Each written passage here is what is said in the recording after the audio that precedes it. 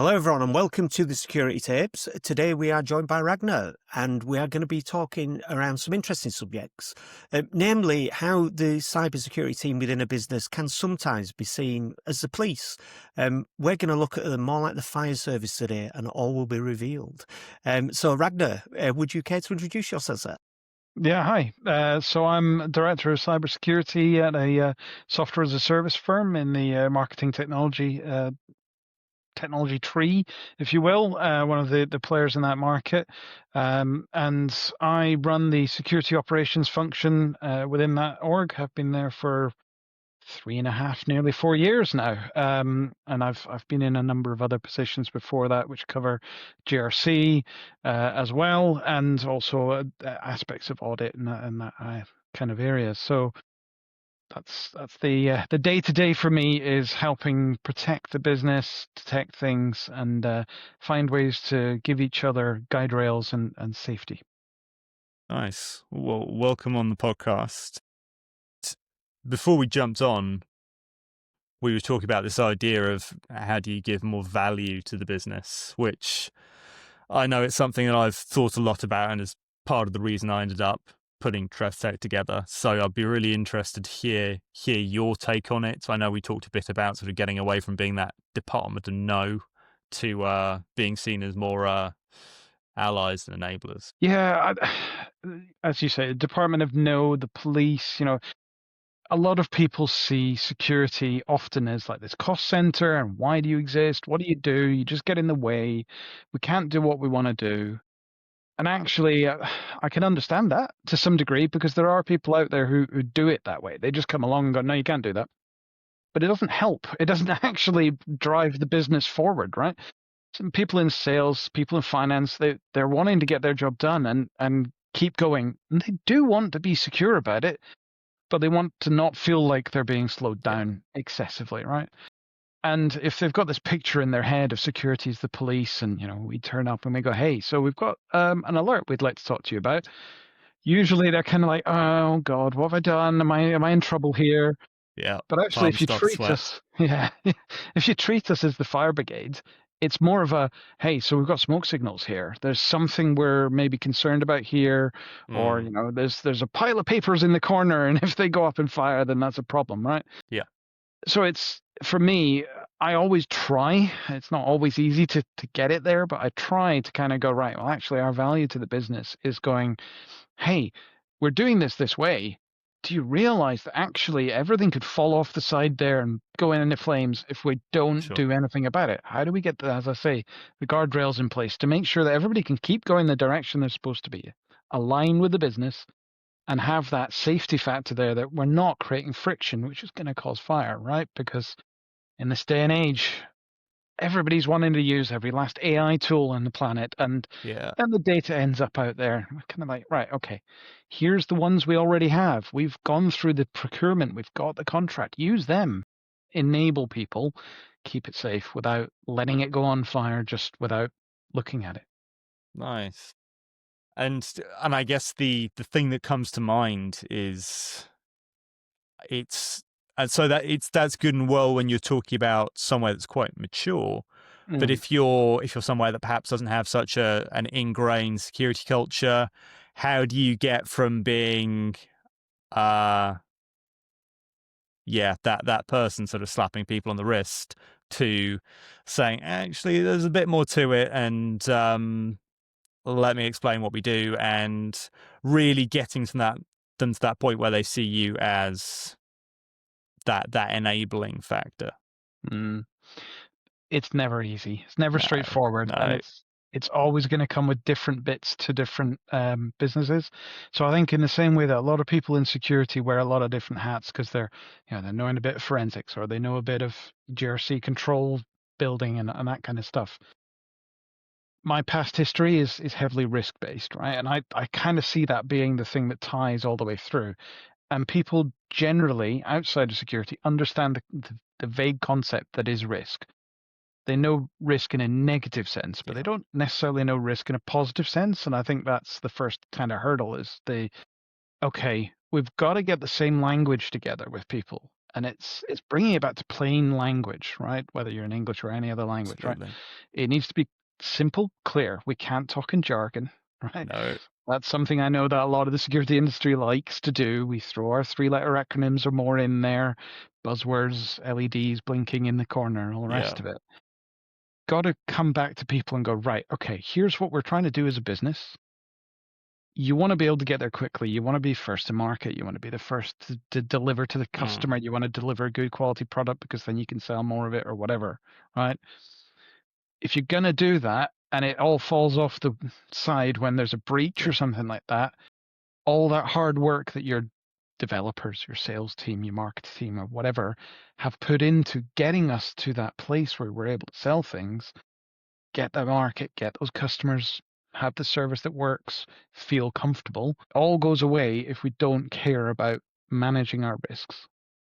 So that conversation, getting people on board with the idea of we're here to help us be secure in a way that enables us to move forward and do the things we're trying to do, not put roadblocks in, you've got to get that alliance built. So you've got to start with simple language, start with the risks, and keep it very basic. There's no point jumping to the super technical solution or whatever at the end, which some people will try and do. But if you pull them back to the basics and go, okay, that's cool that we're going and doing whatever technical thing it is, but have we made sure everybody has just, not got a password that's been in a breach previously?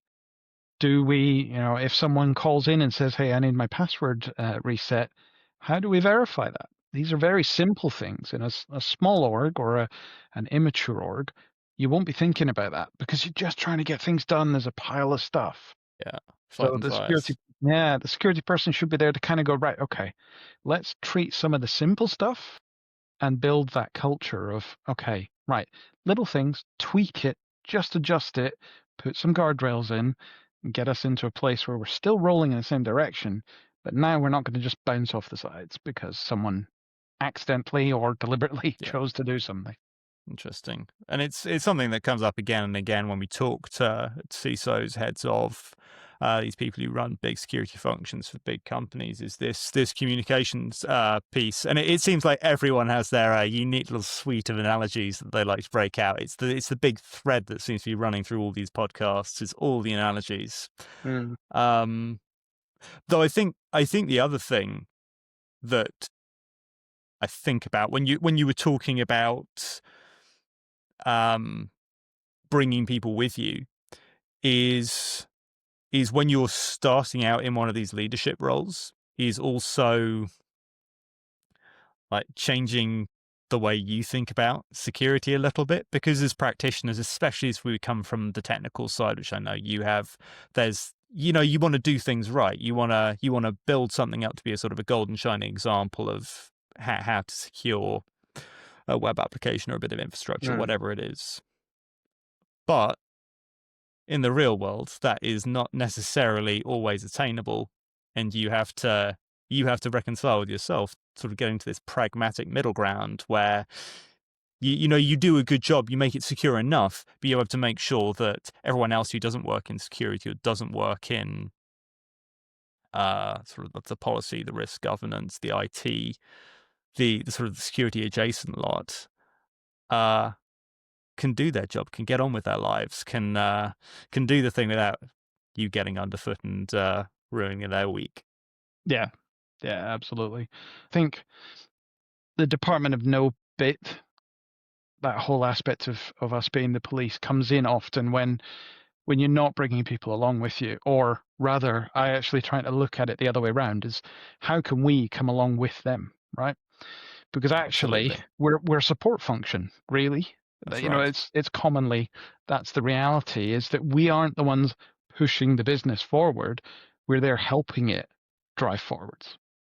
And I think, if you think about big organizations, they go through the frameworks, they do ISO 27001, they do FedRAMP, they do SOC 2, all those badges of honor almost that salespeople love to go, hey, we have all these security things in place. Because then that means the customers go, tick, tick, tick, tick, right, okay, we don't need to ask all of those questions. Great, we're quicker. And we aren't the ones that are coming in and going, hey, the business needs that just because. It's The business needs that because it makes sales easier, it makes marketing easier, it makes finance Absolutely. easier, right? Because we've got all the controls in place, and it's just a cool, lots less red tape because of that. Absolutely. But you can only really get there if you're joining the business and helping it drive forwards, right? It's the Scrum thing, right? You're not at the front, Yeah. you're not pushing directly, you're behind that. You're pushing the business forward by giving it that strength, by giving it that structure. And I think for smaller businesses, that's harder to conceive. Yeah. Because you're not big enough to do ISO 27000 or whatever, right? They seem quite rigorous when you're trying to be agile. Yeah. That's where other things come in and allow you to actually to build it without trying to build, as you say, that belt and braces and gold-plated supreme thing at the end, right? You want to get something that's pragmatic and delivers what the business is trying to deliver without it being too duct tape and string in the background. Yeah, it's a really interesting. It's got me thinking in a different way today. This particular podcast, really, because you only know what you know, and people only know what they know. And sometimes when you are at the top of your game, what you know is vastly different to what perhaps somebody in a different department might know, who conversely could be our biggest risk because of what they don't know. and Yes. and it reminds me of working with a business a few years back, and we did a security awareness piece with the local police force. I think the police still do this, and it were a great initiative where in the old days, the CID used to come out and say, have you locked your windows? Yeah, I think you want to think about a better quality lock on your door. Now they come out and talk about security and how people in the business are using computers. And I remember people pitching up literally like this. You know, some guys from warehouse, some people from marketing department saying, oh, here we are again, another one of these sessions. And how the police did it really opened my eyes, because they didn't talk about corporate, they didn't talk about business. They started off talking about a coffee shop. And they run a little video, which I've seen before, which is about the coffee shop video, I call it. And basically, it's a really interesting sort of James Bondy style video where you've got these people sat in a van with headsets on, watching people go into a coffee shop, and they're talking to the person behind the counter. And they're going, can I take your name, please, love? And they're writing on the person's name. And the surveillance team are looking up this person on Facebook, going, yeah, I went to so-and-so university, getting all this information. That's their digital footprint they're not thinking about, and writing that on the coffee cup and giving it back to them. And everybody sort of started thinking about what they were putting on the Facebook at home. And then they started talking about how the kids and family were using Facebook and Instagram and TikTok and all these different stuff. And people went from being like this to being hooked to like literally waiting behind at the end to speak to the police about how they use the internet and what could they do to keep the kids safe, or what could they do to, you know, think about their digital footprint. And this then obviously translated in how they use the computer at work. So, you know, again, it's interesting, isn't it, to think, I mean, is that an approach you use yourself with your team when you're working across different departments? Have you got sort of any techniques you'd recommend to other people with the same sort of issue, as it were? Yeah, we regularly, so everybody's familiar with the idea of phishing test campaigns or awareness campaigns, however you want to call it, right? Faking a external phishing email into the business, right? You can buy the product or you can do it yourself, kind of thing. There's many different ways to skin that cat. And actually, I'm not a fan of it, because it reinforces that negative stereotype about security. Is, oh, they're trying to catch us out again. Actually, we're not. What we're trying to do is make you think about it and keep it in your head. There are probably better ways, but everybody ends up with someone going, how many people could be phished? And it's like, oh, well, anybody at the right time with anything, it could be effective and get there. But when we talk about those campaigns afterwards, you know, we and I've instituted this before in multiple orgs now. When we do it, it's a case of, right, we do it, but then we try to talk to people later and go, so actually, a bunch of people clicked on it, a bunch of people put some kind of information into the credential harvester. Think about if that was your bank account that you got at home, right? And you logged in. What does that mean for you? Your bank account could be cleared out, right? And that allows them then to go, Nice. right, okay, so actually, it's just as important at home as it is at work. Right, cool. And then they, as you say, they start to bring it into work as well because they care about it at home and they start to learn the lesson in both ways. Sometimes you end up having interesting conversations about that as well. I've had it with an engineer who was like, "Oh, I was trying to get back into the portal and see if I could figure out what was going on behind the phishing page." They didn't even think about the idea that if that was a real phishing email, they just confirmed there's someone on the other end of that email address and they're willing to click links and put things in.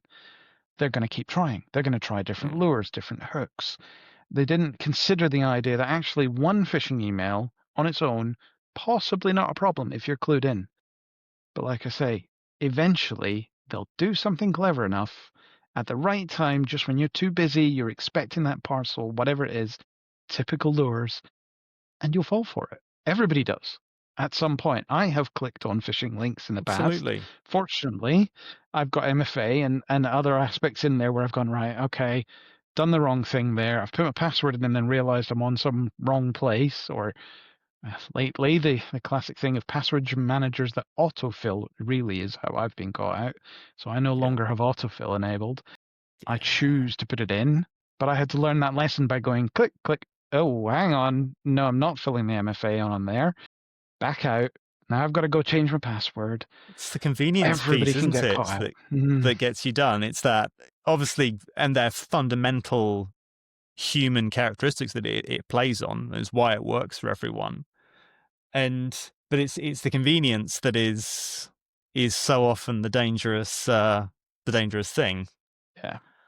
It's about thinking differently, though, isn't it, as well? It's that because we've been talking quite a bit about kind of neurodiversity recently, and there's quite a few people we've spoken to recently who are neurodiverse, and we're saying that in the security world there seems to be a concentration of neurodiverse people, and it's a skill in the sense of thinking differently is what we need in our sector, really.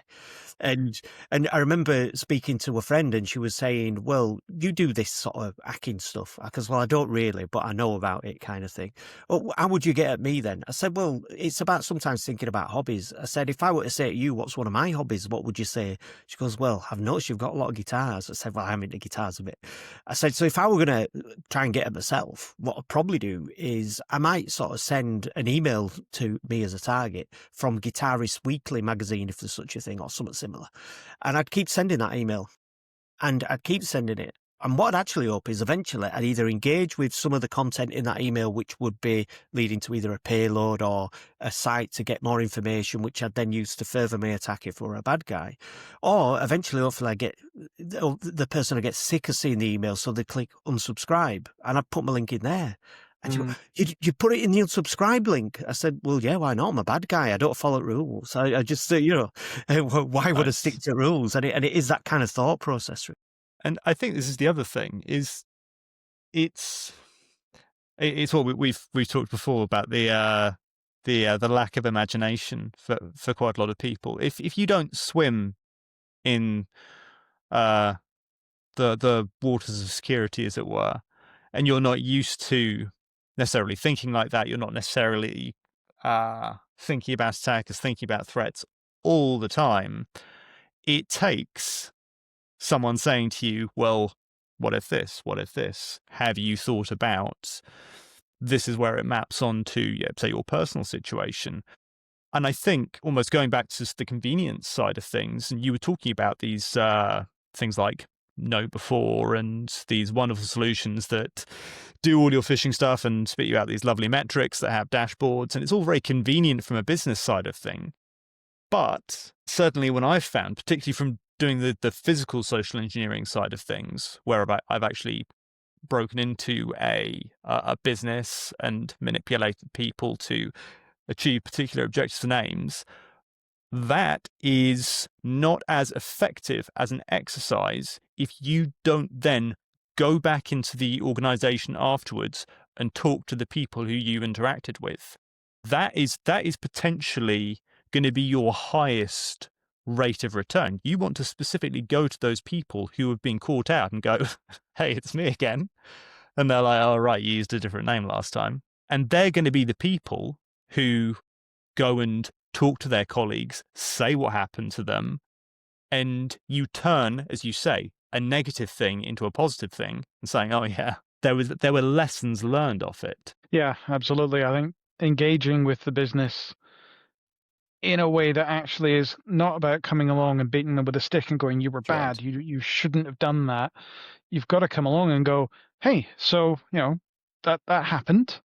It's less than ideal, obviously, but it was a test. So it's good because we now get to learn from it. We now get to look at it and go, so what can we do to help you not have that situation be a problem for you in future?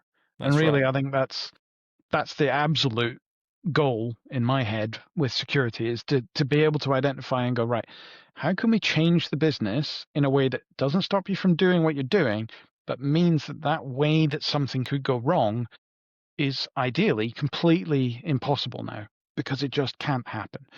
And if you can't get to the ideal, it's how far down the cutting it back, the mitigating it, reducing that risk is possible.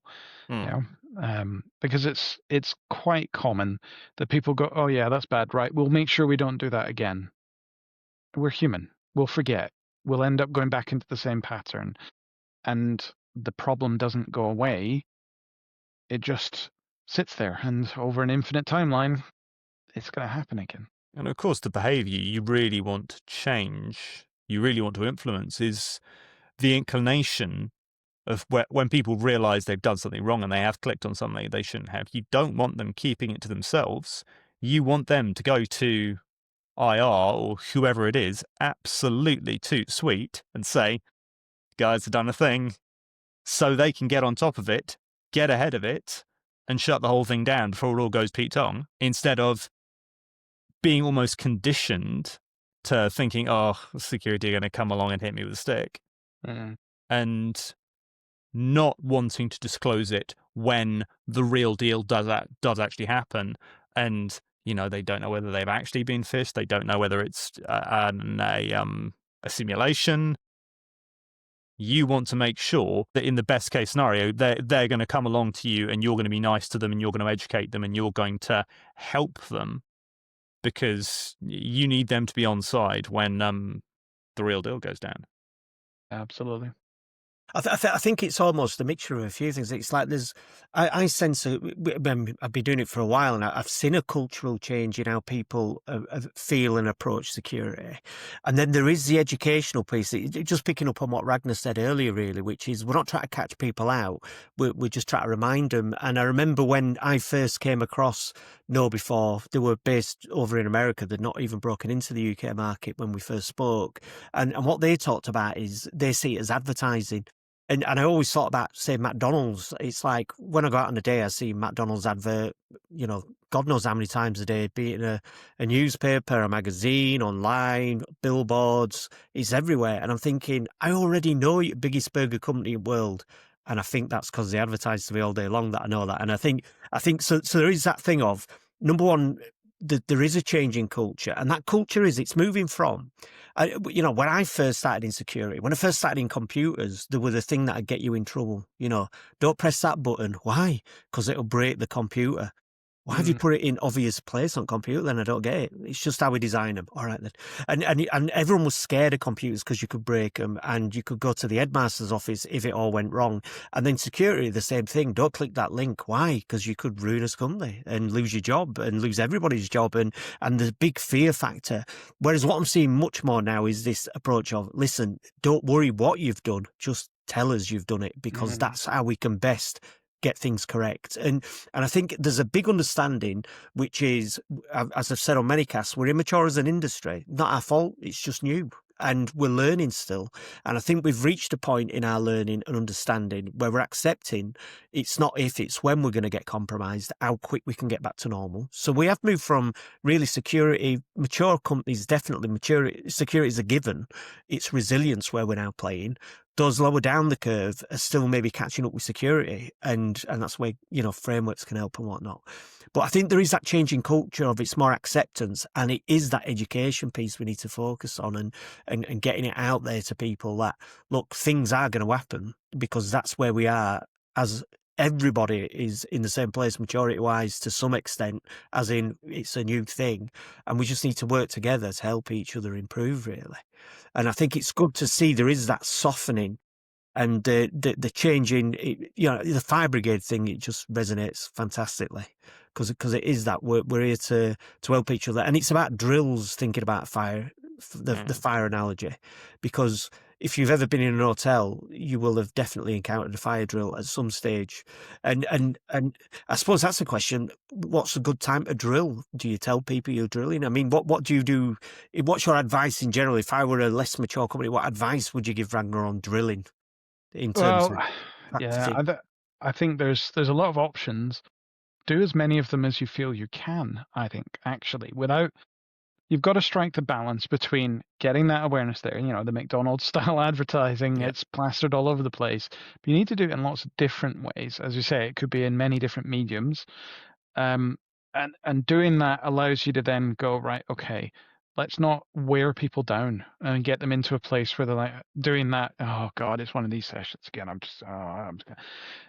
You need to have them kind of go, right, okay, cool. What gimmick are they going to come up with this time? What's the little thing that's kind of interesting? And last time I did end up thinking about that thing and changed my password over there or whatever it was. Doing drills on a regular basis in different ways, announced, not announced, all that kind of stuff. And actually, to extend the fire brigade analogy, it's health and safety, right? Is the greatest similarity I think we have to cybersecurity in other industries, and that's much more mature as an industry now. So I think we can learn a lot of lessons from that, right? Security operations is the fire brigade of that overall health and safety aspect to our digital culture, and trip hazards, that kind of thing. Go back 30, 40 years and people didn't care about trip hazards. Well, yep, they're all over the place, right? Nobody bothered. Nobody even kept track of how many people tripped over and fell and hurt themselves a bit or whatever. But then the value started to come through in that industry. They were like, well, actually, work sites where there's lots of manual labor going on, we've had 3 people die in the last year. And people started to go, oh, right, Not ideal. death. That's quite a bit. We don't quite get that in the cyber industry, generally speaking. You do in some very rare cases, and generally, most companies that you're not going to see that. But actually, you think of things like the Ashley Madison breach and stuff like that people are very aware of now. People are generally aware that actually people ended up committing suicide as a result of that breach, which someone at that business may have enabled in whatever practice they took. So being aware of that risk that the business has and what it could have, livelihood of people, whatever, right? That's where the drills become useful, because then you can start to go, right, okay, we're going to tell you about this. We're going to do a tabletop exercise, have a conversation with your engineering team or whatever, but we're not going to tell you what the scenario is. You're going to have to kind of figure it out with me as we go along. That role playing engages that team. You can get that right. You can get that to work well, and people can then start to go, right, okay, there are these things I need to tweak about what I do in order to make sure that I'm not in trouble, my colleagues are not in trouble. And then that's fostering again that bit of us coming along and going, hey, this could happen. It's a risk, right? Let's talk about it. You're the expert in your area. Tell me how we fix this. And that way they're not seeing us coming along with this white tower aspect of we're security, we know better than you. It's actually hey, we're seeing this thing over here that looks like it could be bad. Tell me how bad it is or not. Do we care? Can we have a conversation and figure out from there? And your drills in other ways then start to allow you to drill into where the problem might be, and for the business to then come back and go, hey, actually, if we can tidy that up and it gets rid of this process, that makes us more efficient. Cool, let's go forward. Yeah, yeah, I like that. Absolutely. Yeah. It's one of the things I've been thinking about quite a lot. Certainly having put ThreatSec together and around this whole idea of trying to make testing more useful. And I think pen testers and red teamers sort of always have this kind of at the back of their minds is how do you make the offensive security side of things more impactful to help decision makers, heads of IT, people like that, really understand and appreciate the real world risk. And I think something we always struggle with is the idea of things like phishing and social engineering as these glue attacks. Everyone gets very focused on sort of the technical issues, and it can be quite hard to appreciate if you're not a pen tester, if you're not a technical person, if you don't have that sort of Mr. Worst Case scenario mindset, to understand how someone can come in and hop through the business. And we talked a bit about bringing people with you and really sort of getting people to have that appreciation. And one of the things that I like to do, particularly on when we're looking at cloud environments, is everyone understands that phishing is an appreciable threat, and it can be hard to push that home if you're just doing normal simulations.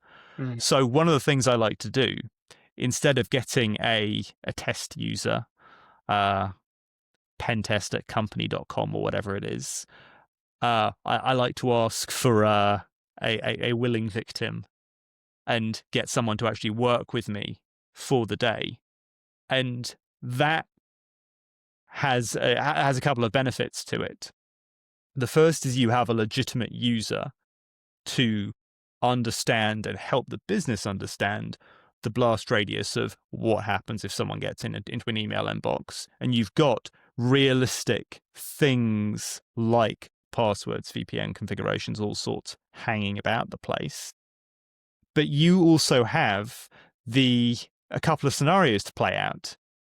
You can have someone who has potentially been compromised unwittingly and they don't know what's going on. But you can also, if you're working with that person, you have that willing victim.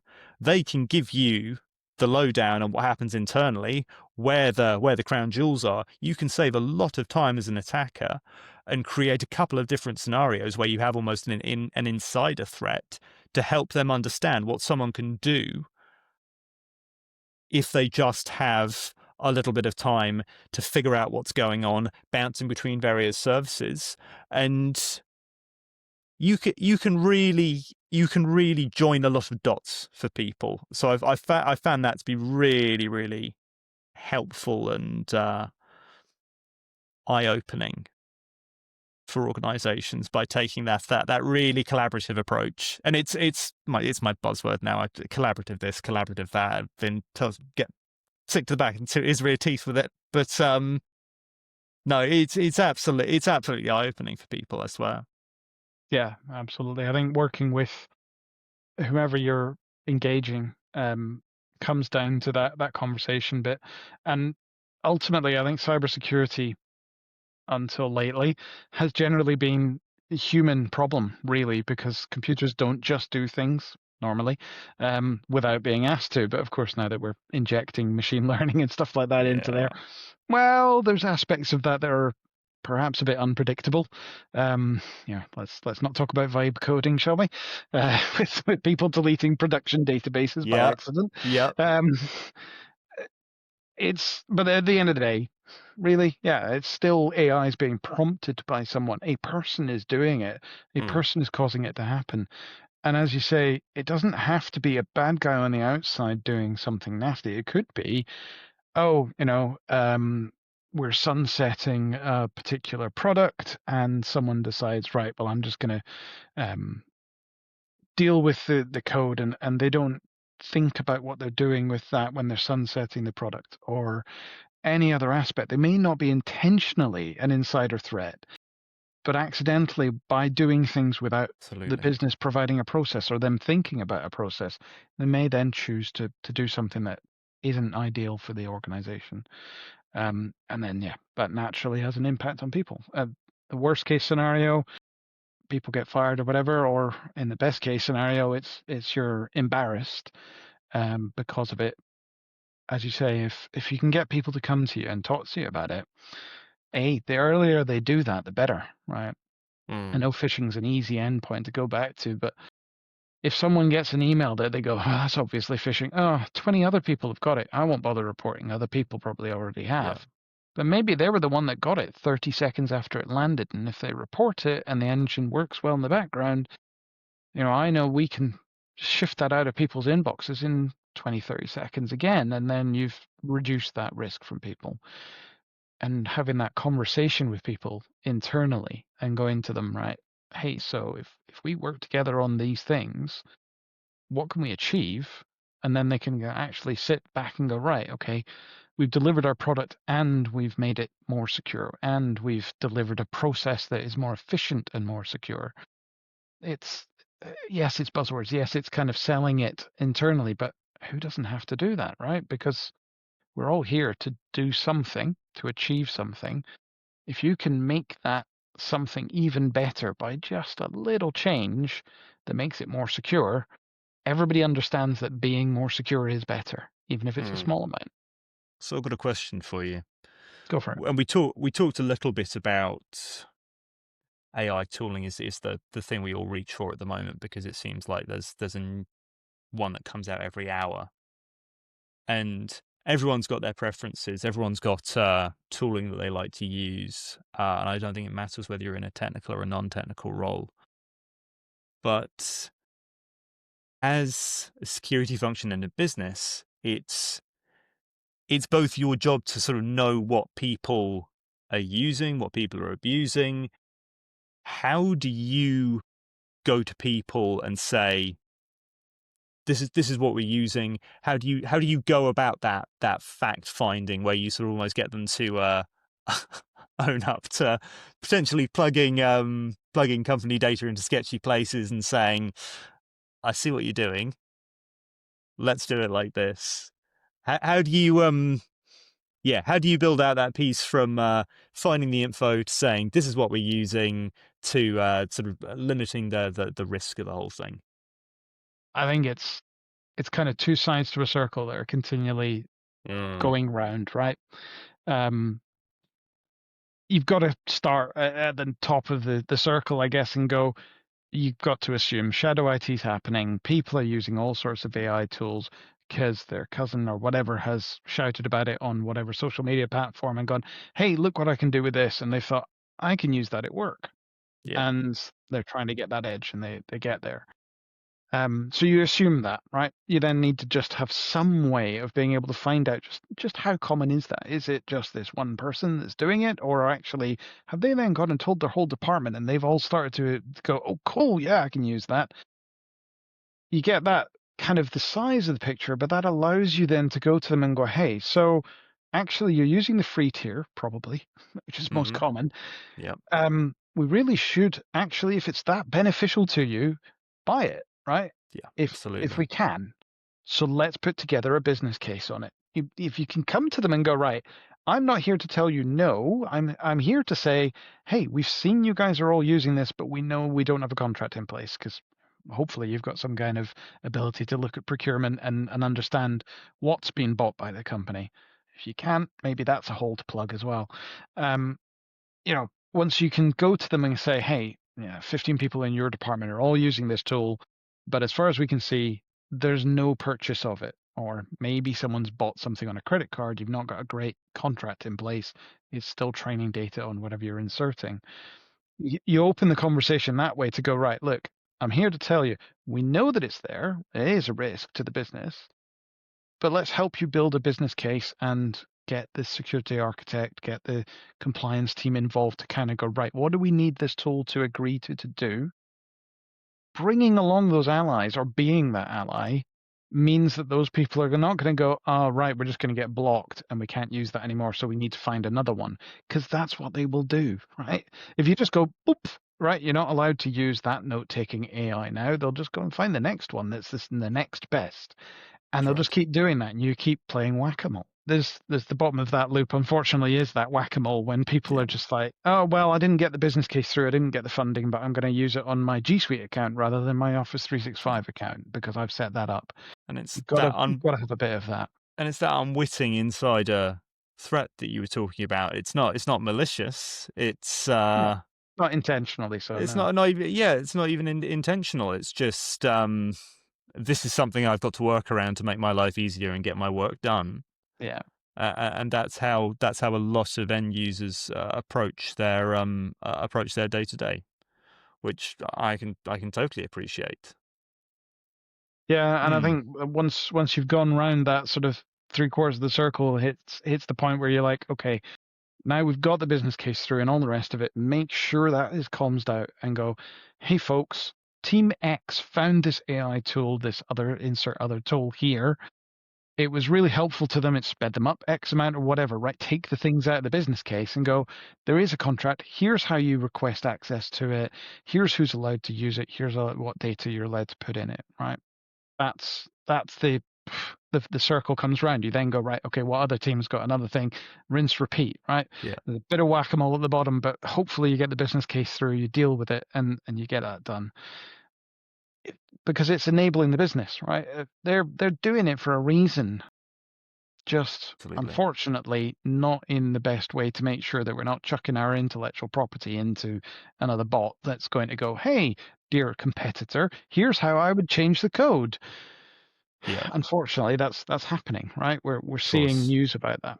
Course. The security industry is anyway. I don't think people are conscious yet with this evolution of large language models, ML and AI, whatever you want to call it. I don't think the general Gestalt public conscious has got that yet. They're starting to get the idea that breach is bad and that data Yeah. can go out there, but they're not thinking about, okay, but if I use a tool, I'm actively breaching that data out. It doesn't quite connect just yet in their heads. Effectively, that people aren't realizing that the data they're putting into tools is actually equivalent to, a data breach that, they're not connecting the Yeah. two in their head. Because it's one of those things where I think at the moment people expect it to be an external hacker has pulled that data out. The whole exposing a database to the internet and then that's been sucked out by someone hasn't Yeah. quite landed in people's heads yet.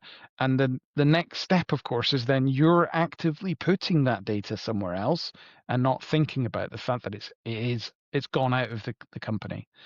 Because the classic fortress, external Yeah. perimeter is still very much in people's normal mentalities because they don't think about the idea that we're not in a place now where the company operates inside its own one little network. We've all got all sorts of diverse things and individual people on individual laptops on their home network. Yeah. Who knows what's running there? And yeah, the pods are out there. It's no Yeah. longer one little bubble. And everything is just cloudtastic. Yeah, it's almost like when the pandemic come, everybody left the castle, and it's like, where have they all gone? And then AI come along, and I think it is that there's this inbuilt trust we've all got, which is they're a big company, they'll be looking after things nice for us, and it's like I heard a story about one friend in the industry told me a story about somebody he knew whose partner was a lawyer, and they went home and said, "Oh, what are you doing? Oh, I'm using ChatGPT to help me with this. Oh, that's fantastic. What is it you're working on? Oh, just some stuff from work. Is it confidential stuff? Well, yeah, it's work stuff. I'm a lawyer. But you're doing it on ChatGPT? Yeah. Do you realise where that's going, that information? Yeah, ChatGPT's sorting it for me, this magical machine. Oh And no. it's like, no, because it's going there. And it's like, right. And there was just pure innocence, no thought other than this nice thing is there to look after us, Don't worry, Microsoft looks after all my data and backs it up forever for free. And Honest. this is an interesting thing as well, because even if we're not going to go full Skynet and say, oh, don't know what OpenAI are about, or can we trust them? At the end of the day, you have stuff like the New York Times case against them. Whether they like it or not, they've been subpoenaed. Is that the correct term? I think it is in the US, yeah. Sounds right. The court case that the New York Times has brought against them, they've basically said you need to hold on to all this data because it's relevant to the case, and that affects everyone who uses ChatGPT up to the enterprise licenses. Unless you're on an enterprise license, bad luck with the best will in the world. They have to hold on to it indefinitely. So there's stuff like that, which isn't even malicious. It's just how another country's legal system happens to work, and everyone gets caught up in it. So, seeing as we're talking about the whole AI thing, what is your, and I'm aware I'm asking you for specifics now, so don't feel sort of too beholden, but you've obviously thought about it a bit. Where is your personal line? Do you say, let's be pragmatic, there's a particular service, a particular license that I'm happy is sensible and safe and within the realms of sanity that I can countenance as a security person? Or are you full on, no, we've hired a couple of guys, they're building out private LLMs, it's getting absolutely insane over there, we don't understand any of it, but we all know it's in a box and it's secure and safe? Where do you sort of land on the continuum? I think it really depends on the organization. Mm. And your capabilities and your skills, right? Some of my past employers, absolutely, I would be saying to them, we don't have the skills. And, at that point in time, we didn't have a data scientist or someone who had, understanding and knowledge of how do these things hang together and work. So I would have said, right, we definitely need to make sure we procure something that's appropriate, that's putting our data into, what's the term, a sovereign repository that is appropriate for our legal needs. Having worked for global organizations, you then start to go, right, okay, well, where is the data in that LLM or whatever going to actually go? Do we care about it, etc.? Touch back onto the training of people. How mature is the culture within the business to help them understand, right? These tools can be phenomenally useful for people in the right scenario, yes. I've seen it being very useful to make things so much faster and reduce down those iterative, repetitive tasks that a human being will make the same decision every time. Absolutely, AI can be applied to it well. It's down to your business to know how well does it understand how that works and how well can it make sure that it is controlled. And actually, that comes to things like procurement, legal, things outside of the cyber industry to some degree, because actually cyber is really just ending up going, okay, do we have some kind of single sign-on to it so that we make sure our users are logged into the right enterprise agreement or whatever it is? And are we making sure that we're tunneling the traffic appropriately to it if you're using some kind of internet tunneling access on your endpoints? But beyond that, it becomes, what does the business need and what is it agreed with whatever provider it is? If you're lucky enough to be in an organization that can build an AI tool itself, then yeah, cool, great, go for it and start to use it appropriately. Just make sure you architect it right. And that is where right now, the architecting, as I mentioned, the whole exposing databases to the internet. Difficult. You don't want that training model and all of its training data to suddenly be sucked out somewhere else, right? You've got to be careful about how that's managed in whatever your cloud. If we go back to that phrase, right? Yeah, someone else's that computer. platform is someone else's computer. Yeah, indeed. That phrase is one I use all too often. I think people forget about that, right? It's not our Microsoft. It's Microsoft. It's Google. It's Amazon, right? They're the ones that have it.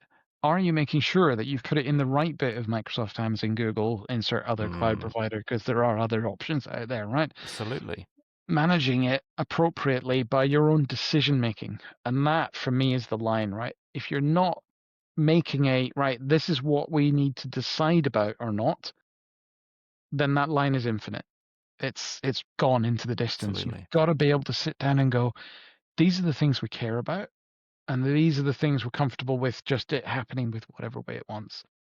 Because it's going to. I think pragmatically speaking, you can draw a line and say, hey, this is what we're not comfortable with, and here's what we want to do. You can put some controls in place, but you can expect people to be people and just circumnavigate things, get around stuff. It's like that university somewhere in North America, if I remember correctly. They built a new campus. They didn't put any paths down. None. No concrete paths anywhere. And they left it a year. and then they put paths down where people had walked the actual paths. Because they were Yeah. going from building A to B to C to whatever, right? And they were going between the lectures, the tutorials, and all the rest of it, and the Interesting. cafeteria. And so they did it, right? Find that baseline, then build the safety around it, and go from there. I was about to say that's quite a strange idea, but then that's actually really clever. I love it. Yeah, because then people aren't walking all over the grass and Yeah. ruining it, and it looks good because then you've got these interesting, like, not straight line from here to there. Because come on, how many times have you been on a campus for a business or an organization that's large enough, or Yeah. whatever, and Straight you lines. see these straight lines, and you're like, well, the building I want to go to is over this little strip of grass. Oh, look, several hundred other people have already done that. Absolutely. Put the path that way. I love that. I've not heard that story before. I love that one. Amazing. And on that note, perhaps that is quite a good place to leave it. So, takeaways from the trying to get away from the department, know the whole and I guess the underlying theme of this one has really been helping people to trust security function, sort of trying not to swim upstream against human nature, because people are going to do people things, and work with people, not against them. I think what's Absolutely. jumped out for me from what Ragnar's brought to the conversation today, and it's really jumped out, and it's a really good thing, is it's not about securing a business and making a business resilient.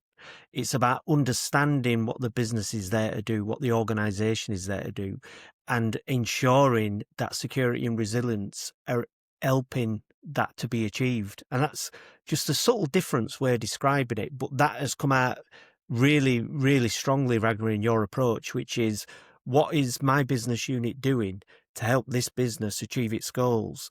And it's almost like, from a pure logic viewpoint, how can anybody argue with that? Because it makes perfect common sense. But as my old chairman said, it's not very common. So I really, really thank you for that input All right. specifically. I mean, everything you've said has been really useful, Ragnar, but that has really come across to me very strongly, and it's a great way. And I guess it's what we'd expect someone at your level to think like, but it's something to really stress to people maybe lower down the curve. If you're thinking, how do people CISO level, top of the curve operate? It's putting that business organizational objective first, and thinking what are we doing in our area to enable us to get there. I love that. Outstanding. Yep. Great. Vin, Thank you very much. it's been a pleasure having you on. Vin, do you want to take us out?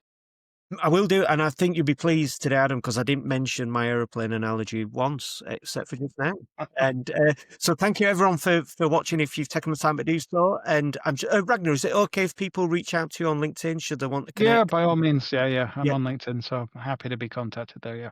Good stuff, because what we are trying to do is CISO and anybody else who's in this world, and any security professional looking to further improve the security, reach out and build that community. So do that. Look Ragnar up. And yeah, thank you again, Ragnar, for your time. Thank you, Adam, for your wonderful input as usual. We'll see you next time on the Security Tapes.